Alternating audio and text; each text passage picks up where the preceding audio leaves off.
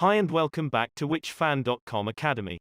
Don't forget to subscribe to the channel and hit that notification bell. Today we are looking at the installation types. So first of all, let's take a look at type A, free inlet and free outlet. The main reason to be looking at type A would be for a freestanding fan, something like a person cooler, maybe passing air through a partition wall, or extracting air from an enclosure out to the environment. The air comes straight in from one side of the fan and expels out the other side.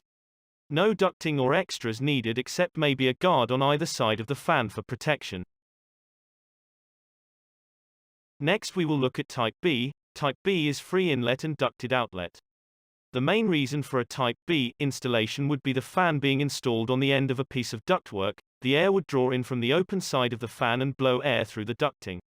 Although we have a guard on the end of our ducting, this can be bolted direct to a ducting run, maybe through filters and to outside environment.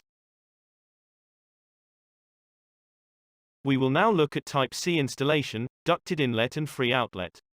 Again, your fan will be bolted onto the end of a piece of ducting, but this time it will be pulling the air through the ductwork and out to your room. You may require this type of installation when supplying fresh air into a room or an engine enclosure. We have added a guard on our fan to prevent anyone from sticking their hands in. Safety first. Last but by no means least is type D. Type D is ducted inlet and ducted outlet.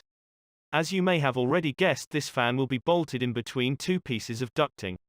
You may require a fan in your duct run to help push the air along. This is where a type D fan would come into play.